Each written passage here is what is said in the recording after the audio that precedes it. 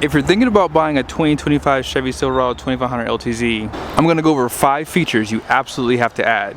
I borrowed this truck from Seiner Chevrolet here in Salt Lake City. It is available for sale. Let's go ahead and check out the window sticker so you guys see pricing and options on this build. At the very top is a description with the colors. And here is a short listing of the standard equipment. Be sure to pause it. Base price comes in at $62,600, and here are all the options on this truck. So you have the diesel, LTZ Plus package, which gives you the convenience package, technology package, Gooseneck 5th wheel prep package, LTZ convenience package number 2. A lot of options, as you can see. This one also has a sunroof, max trailering, and chrome assist steps. On this side, you have a few more things. Destination comes in at $1995 with a total price of $83,820.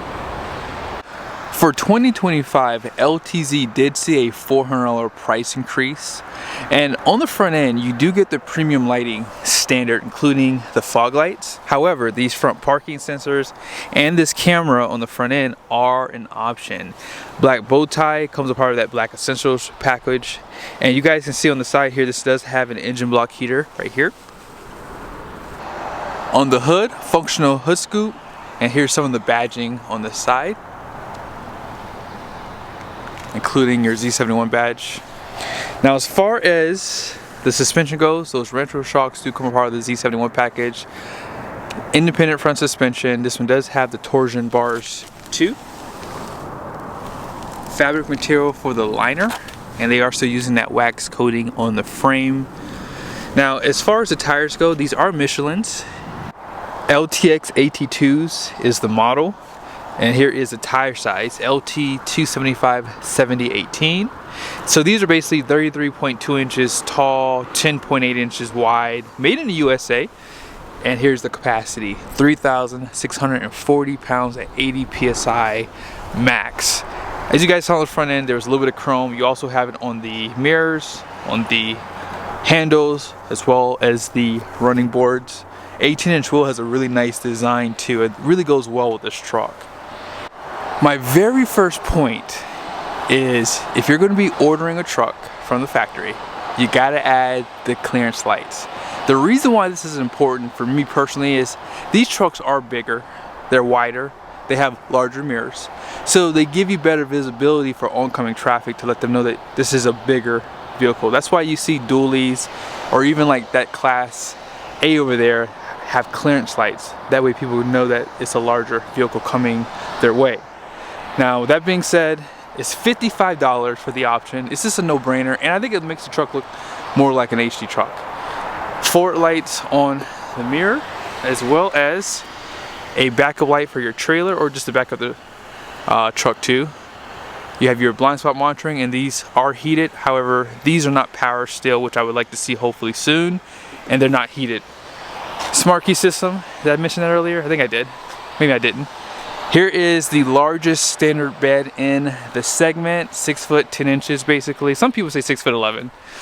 36-gallon fuel tank, 7-gallon DEF. And then here is that awful sticker just to say sulfur diesel, no ultra low sulfur. Because as you guys know, sulfur does lubricate the system somehow, some way. Now, the suspension is different from what you will see on a 3/4 ton because it has a max trailering. They give you these 2 overloads here, which are basically what you see on the 1 tons. You have your bump stops right there. Fabric material for the liner. Full LED tail lights. This one does have the multi-flex tailgate. Class 5 hitch. You have your camera inputs for your trailer right there, and then your 7-pin. These parking sensors were an option. For some weird reason I thought front and rear parking sensors were standard for LTZ, but maybe not. Now when you drop down the tailgate, because you have this upgraded one, you have a step now. Now my second point I'm going to make here is, if you are buying this truck go ahead and add that $1,090 package for fifth wheel prep package, because not only does it give you this fifth wheel prep package, if you don't plan on using it, it's going to still add value to the truck, but it also gives you the 4 and 7 pin, and you get the spray and bed liner a part of the package too.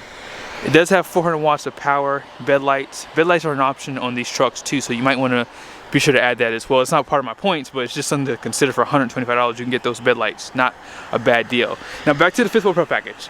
On the standard bed, they do slightly add this behind the axle, and that's going to help with clearance. I have not noticed any like noticeable difference in how the trucks tow, so if you're concerned about that, it's not that much behind the axle for it to really affect performance towing. You do have a handle right there, by the way, and then here's another function of this tailgate as well as this one if you have something long. Now underneath, 342 rear end with an automatic locker. Hopefully you guys can see right there. Here's that spare tire. And with that max trailering package, you do get a 12-inch ring gear, up from 11.5 inch, by the way.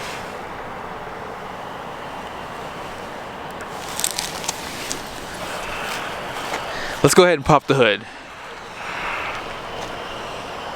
Most people know that the Duramax diesel is an option, so we're not going to talk about that. 470 horsepower, 975 pound-feet of torque. All that power goes to a 10-speed, stamp-approved Allison, known as the 10L1000. My third point, and I think that this one is not as important as the other ones, but if I'm buying and building my truck from the factory, I want dual alternators. And the reason why is it does give you 230 amps and then an additional 170 amps with that package for $230. You already have 2 batteries, right? You have one there and the other one's on this side.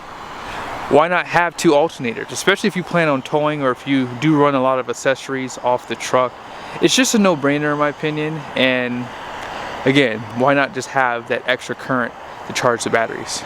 With LTZ, they do upgrade the materials on the door here. You get this fake wood trim piece, which looks a little bit better in my opinion compared to what you get on the LT. Satin material. Also, you have your seat memories. This one does have the power tow mode for the mirrors, and you have power folding, which does come a part of the LT package. Auto up and down for the front windows, auto down for the rears. Power mirrors.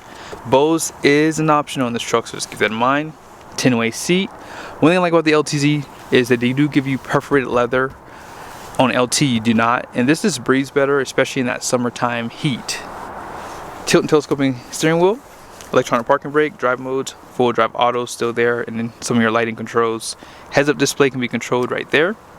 Grab handle, they do give you the lighter color gray roof with the black interior. However, if you get the Gideon and dark atmosphere, you do have a matching roof with the interior color. Although if it bothers you, the stitching does match the roof. So for me personally, that does affect me a little bit. I don't like light color roofs on cars unless it matches the rest of the interior.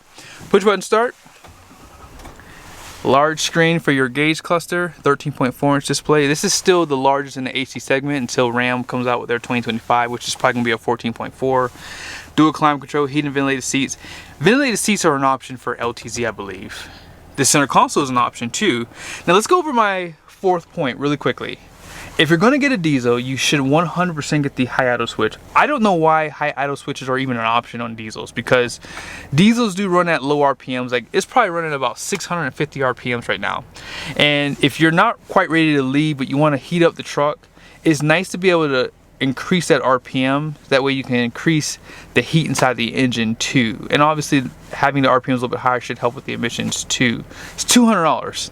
It's worth it, trust me. You can see the heads-up display right there. Up top, vanities do have the lights. Home link, and this is how you control this sunroof. And you can slide that rear glass, open and close. This center console is an option, but it does have a wireless charger when you add it to your build sheet. You'll probably see my phone, there it is. 120 volt power plug, 2 USBs, Also, this area is illuminated. You have 2 more USBs right there. And one thing I like about the Chevy interior is they do give you a space for like your sunshades, glasses, whatever, inside the truck. 10-way passenger seat here. And I am including the lumbar. Perforated leather on this cover with some storage behind it.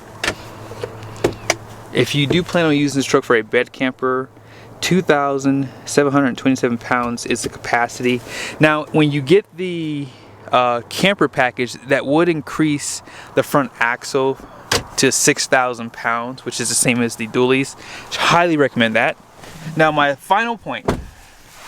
This is not a big deal, but it's like $150, which is the upfitter switches. It comes with the wiring and everything for you.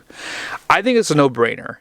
For me personally, I think that having dual alternators, upfitter switches are just a big deal for these types of trucks, because if you want to add any accessories, lighting to the pickup, it would just be nice to be able to just have a place where you can just push the buttons. Now, they would put it right here on the Chevys, and they just added that option for the GMCs. But overall, I think that this truck has a lot of nice features that come standard. But those are just some of the most important things in my book. Now, I didn't really show it to you guys, but on this screen here, I didn't show you on the outside, you have 2 cameras. So you have a camera for this guy, that's a 4K camera, and then you have your camera above the bed for this. So those 2 things I didn't show you on the outside. And as you guys saw, this had the 360 camera view, so you have that bird's eye view. And they have quite a few different camera views as well here above for bird's eye view like that. You can turn off the 360 if you want it to be full screen. Yeah, I think it's a great setup they do for you guys on these trucks. Chevy and GMC are just really hard to beat because of the pricing and because of what they give you at the price that they're asking for their trucks. A little bit of storage right there. Out back, outboard heated seats, USBs, air vents, cup holders, and then you have this storage on both sides. Also an armrest in the center. Great floor surface too. This one does have the engine, or I said engine, the grill cover, and then you have the engine block heater. That's what I was about to say first, but I picked it up first. Now, as far as the numbers on the door go, let's take a quick peek at them. Gross axle rating out front is going to be 5,600 pounds. The gross axle weight rating out back is 7,250, which is the same as the 1-ton. It would be 6,600 pounds if it didn't have the max trailering. Gross vehicle weight rating is going to be 11,750. That would be 11,350, I believe, which is 400 pounds more if it didn't have max trailering. And then the wheels are 18 by 8 wide. All in, payload is 3,477 pounds. And this truck does have a 20,000 pound conventional, 21.6 gooseneck, and then gross combined weight rating is increased on this truck to 30,000, I think from 27.5. And then here's that yellow sticker. Hope you guys liked the video. Be sure to subscribe to the channel. As I said, I think this is a really good truck right now. It's really hard to beat Chevy right now in terms of what you get and the pricing. I mean, this truck probably discounted, you probably can get another 4 or 5 grand off that MSRP, and you have a diesel truck that can tow pretty heavy and has nice payload for under 80 grand.